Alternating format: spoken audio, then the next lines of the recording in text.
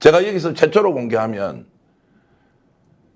함성덕 교수는 다 알고 있다. 다만 그 사람이 드러내지 않을 뿐이지 함성덕 교수는 다 알고 있다. 제가 이 말씀을 드리면서 함 교수가 절대 아니라고 얘기를 하거나 아니면 맞으면 맞다고 이야기하거나 저는 거기에서 김건희 여사의 그림자가 여전히 강하게 비춰지고 있는 이 사안을 보수정당과 보수 언론이 어떻게 할 건지를 저는 결단해야 한다고 생각합니다. 그러니까 지난 대선에서 그 윤석열 후보에게 표를 준 보수 유권자들 중에 상당수도 김건희 그 부인 김건희 여사가 이렇게 했지 않습니까? 저는 그저 평범한 가정적으로 내조만 하면서 아무것도 안 하고 살겠습니다. 그걸 믿었던 거죠. 그런데 막상 대통령이 되니까 여기저기에서 부인의 그림자가 남편을 덮어. 그런데도 바뀌는 건 없는 것 같아요. 이런 거를 검찰 쪽에서도 인지를 하고 어떻게 보면 또 다른 공세라고도 볼 수 있습니까? 검찰 인사를 직접 네. 할 수도 있어요. 네. 제가 이 말씀은 그냥 추론이지만 검찰의 요직에 앉는 사람들이 윤석열 대통령 뜻대로 앉히느냐 법무부 장관 뜻대로 앉히느냐 그분들은 다 알고 있을 거예요. 이번에 이 사람을 어디에 앉히자라고 했던 것의 쉽게 얘기하면 추천의 출발 지점이 어딘지 있을 거예요.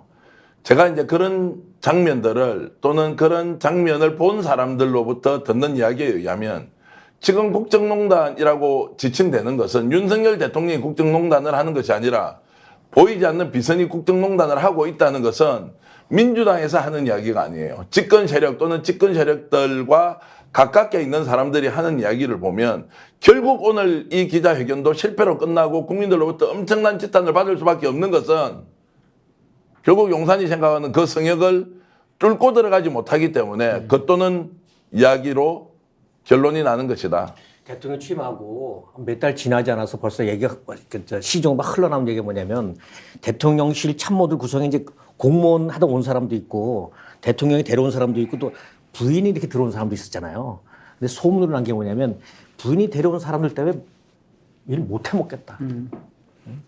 뭐 그런 말이 있었어요. 저 오늘 아침에 한국일보 윤상현 의원 인터뷰를 제가 주의 깊게 읽었습니다. 윤상현 의원은 수도권에서 5선을 했고요.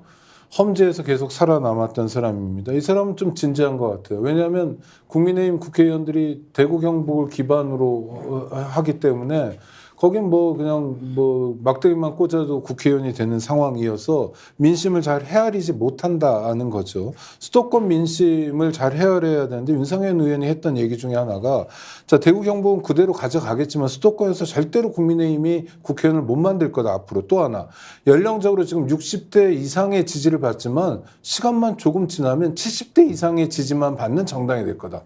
그렇죠? 연령이 바뀌고 있어요. 60대도 초반과 그다음 중반 후반이 다 달라요. 이거 좀 심각한 상황 아닙니까? 제가 뭐 보수 정당의 앞날까지 걱정할 건 아닙니다만 또 하나는 보수가 그래도 좀 품격이 있어야 되잖아요. 이를테면 대한민국이란 성취가 있는 거 아닙니까? 2차 대전 이후 신생 독립국 중에 이만큼의 성취를 자랑할 수 있는 나라가 어디 있습니까? 우리가 흔히 얘기하잖아요. 산업화와 민주화에 동시에 성공했다고 그러잖아요. 그러면서 우리가 국가의 짜임을 만들어 온 겁니다.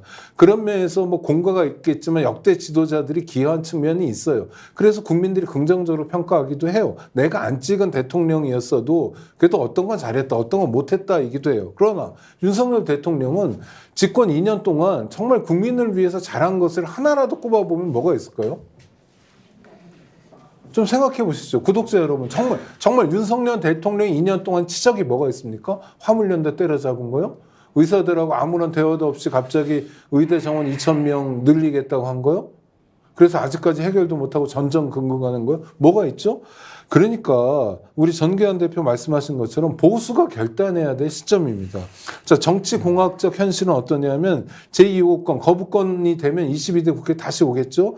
국민의힘에게는 108석의 의석이 있습니다. 이 중에 8명 또는 8명 이상의 국회의원들이 국민과 함께 가는 결정을 해야 될 때가 왔다고 봅니다. 그래서 지금까지 대통령을 통해서 국정을 어떻게 하겠다는 것들을 국민들도 포기할 테니 이제 국회를 통해서 국회의 시간을 통해서 대통령의 폭정, 대통령의 폭주를 멈춰 세우는 일이 진행됐으면 좋겠습니다. 제가 좀 더 보태면 지금 현재 뭐 민주당과 대통령이 경쟁 관계 또는 협치 복원 이런 문제가 아니고요. 지금 국민의힘 내부도 상당히 혼란스럽고 혼란을 뛰어넘어서 어떤 식으로든 분할을 할 것이다. 용산 대통령실도 정상적으로 작동되지 않고 그 안에도 축이 2가지 정도로 나눠져 있을 것이다. 그리고 이것을 본질적으로 국정 운영이나 대통령실의 기능에 대해서 종합적으로 이해를 하고 있지 못한 사람들이 상당 부분 영향력을 행사하고 있는데 이 상황에서 말씀하신 대로 보수 쪽에서 결단을 내리거나 보수가 이걸 어떻게 가져갈 건지를 명확하게 가이드라인을 제시해야 할 필요가 있고요. 이것은 여당과 야당의 문제가 아니라 지금 이미 보수정당, 대한민국 보수 세력 내부의 문제로 전환이 이미 되었고요. 그 과정에서 저는 오늘 오후부터 나올 보수 언론의 지금 기자회견에 대한 평가, 그리고 보수 평론가들의 평가, 그리고 유튜브 채널에서 윤석열 대통령과 궤를 같이 하거나 같이 하지 않거나 하는 사람들의 평가를 유심히 지켜볼 필요가 있고, 이 싸움은 지금 윤석열 대통령과 보수 세력 간의 내부 전쟁이다. 보수 세력이 어떻게 선택하느냐의 문제이다. 말씀하신 것처럼 진정한 보수라면 윤석열 대통령에게 분노해야 됩니다. 이런 면에서 보수의 품격을 떨어뜨린 사람이라고. 보수의 품격이라는 거는요, 내 것을 나눠서, 이를테면 우리나라에도 있습니다. 경주 최부잣집. 진짜 보수입니다. 그렇죠. 네. 그리고 얼마 전에 나오던 그 마산의 김장하 선생. 네. 그런 분들이 진짜 보수예요. 내 것을 나누고 나를 희생하고 헌신해서 이 사회가 안정되게 유지되도록 하는 게 보수지, 나만 잘 살겠다. 안 그래도 부자인데 그 세금도 깎아주고 이런 거 보수 아니에요. 조선일보가 진짜 보수를 대표하는 언론이라면 칼럼에 사설에 이런 제목 나와야 됩니다. 보수의 품격을 떨어뜨린 윤석열 대통령을 거부한다. 이 정도 나와줘야죠. 실제로 기자생활 해보면 뭐 전들 진보입니까? 그냥 생긴 것도 보수고